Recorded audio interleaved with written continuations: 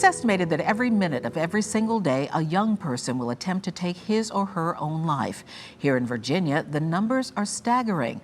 According to the medical examiner's office, more than 200 young people have taken their lives over the past year, including one teenager in Goochland County. Now his family is taking steps to prevent another family from experiencing their kind of painful loss. CBS 6's Tracy Sears has their story in this You Are Not Alone segment.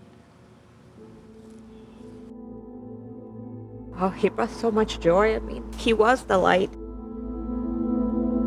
Matthew Cabral was 13 when he took his life, just 2 days after his birthday and a week before Christmas. For me, especially, the nights and the mornings are the hardest, because the nights is a reminder of like, okay, I went through one more day.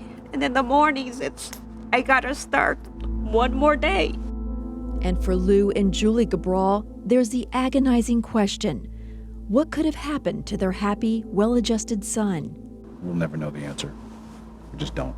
We never had any concerns or any doubts that there was anything but happiness in his life. Even in his last days, the Cabrals say there were no signs that anything was wrong. Matthew was excited for Christmas and a trip to the Caribbean. We had dinner as a family. We're sitting there and I can still sit at that table and see his face, and my husband made an inappropriate joke, and, Matthew, takes a second, he was 12, takes a second, puts his hand in his head and shakes and Papa, Blush. Really? The next morning, the Cabrals left for work. It still doesn't seem real. Suicide has become a devastating reality for more families.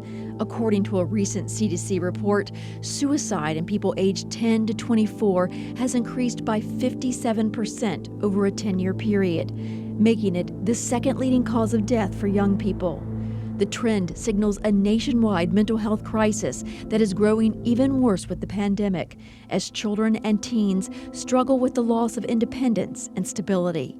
Because school and peers are the primary lifeline for so many teens, finding ways to open up conversations in the household, or normalizing discussing mental health needs, normalize discussing depression and anxiety.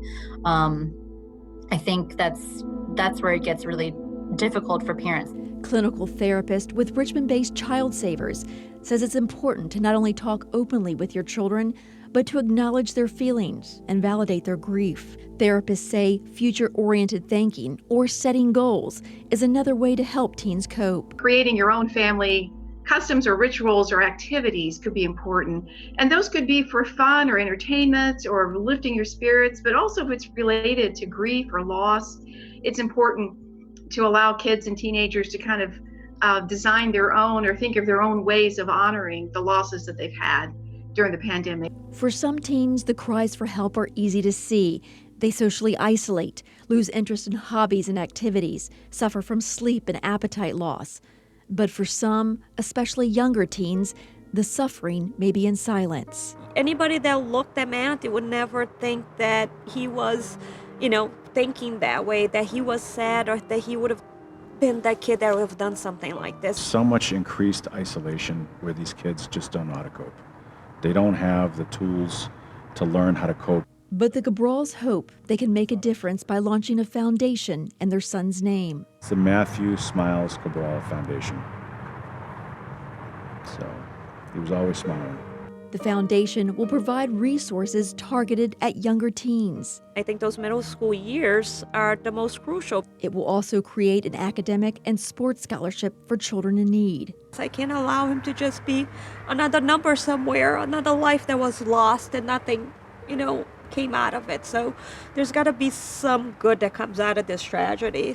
Because Matthew's light, they say, needs to keep shining so another family never knows this pain. If you don't make that effort, you'll never know. And then you come home one day and your son or daughter is no longer there. And that's the ultimate tragedy. It's almost unbearable. For the entire month of February, the Comfort Zone Camp will be holding virtual support groups each Thursday for teens and parents who've lost a loved one to suicide.